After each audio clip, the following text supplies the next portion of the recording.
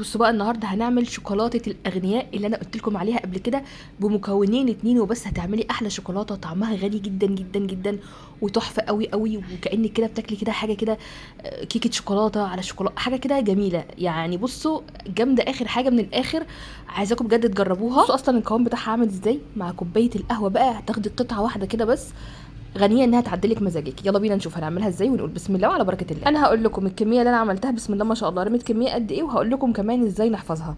بدات كده ان انا جبت قلبين من الشوكولاته اللي هم دول، وقطعتهم كده، كسرتهم بالطريقه اللي انتم شايفينها دي. لو مش عايزين تكسروهم ممكن قوي قوي قوي ان احنا نقطعهم بالسكينه زي ما بنعملها كل مره، ولو عندك شوكليت شيبس هتبقى زي الفل قوي. بس انا بعمل باقل الامكانيات. الشوكليت شيبس بقت غاليه سيكا يعني عن الشوكولاته بتاعتنا دي. انا خلاص كده كسرتها. هبدا هنا اللي انا اجيب الطاسه بتاعتي وهحطها فيها. جبت كده الطاسه بتاعتنا الحلوه وحطيت فيها القالبين بتوع الشوكولاته اللي احنا مكسرينهم تمام كده. وهبدا هنا اللي انا هحط عليها المكون التاني واللي احنا لسه عاملينه مع بعض الاسبوع اللي فات. كان ايه هو؟ كان الحليب المحلى اللي احنا عاملينه في البيت.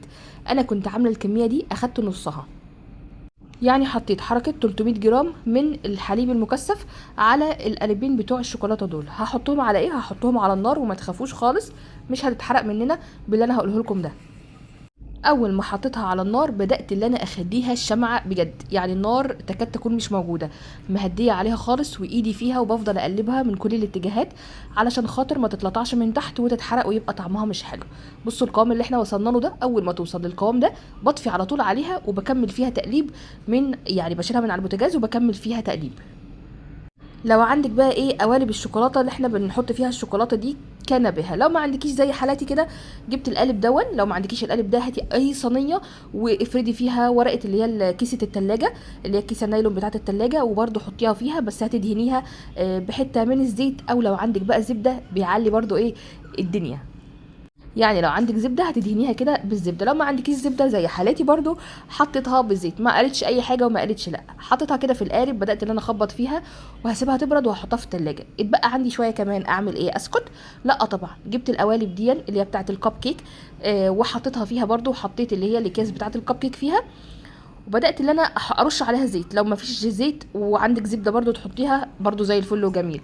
قعدت قد ايه؟ اقل حاجه تقعدها 4 ساعات في التلاجة، يعني ما تنقصيش عن كده. زودتي عن كده حلو، نقصتي عن كده لا.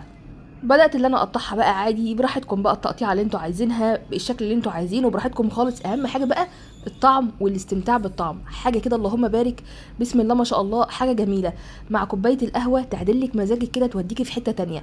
يعني قطعه واحده تكفيكي عن انك مزاجك يتظبط. هحفظها ازاي؟ هحفظها في علبه، هتشوفوا دلوقتي في اخر الفيديو. حطها في علبه بالورق الزبده ده، ولو ما عندكيش ورق زبده ورق التلاجة اللي انا قلت لك عليه، اي اكياس كده من تحت زي الفل قوي، وقضي نفسك بيها. بس بجد طعمها حلو جدا جدا، وبقول لكم ليه شوكولاته الاغنياء، عشان هي بجد طعمها غني جدا جدا وهتعجبكم لو جربتوها. عايزه اقول لكم ان القوام بتاعها ما بيبقاش ناشف، لا هي بتبقى مش طريه ومش ناشفه، حاجه كده حلوه قوي يعني. جربوها تعجبكم.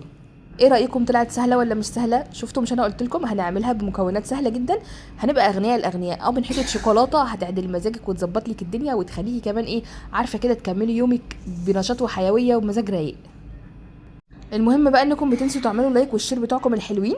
اعملوا لايك والشير الحلوين بتوعكم والكومنت الحلو برضو، هستناكم ان شاء الله. وما تنسوش تكتبوا لي بتتابعوني منين، ولو وصلتوا لهنا تصلوا على النبي وتتابعوني. انا ساره جمال من بورسعيد. باي باي حلوين. Wow, just like I love you.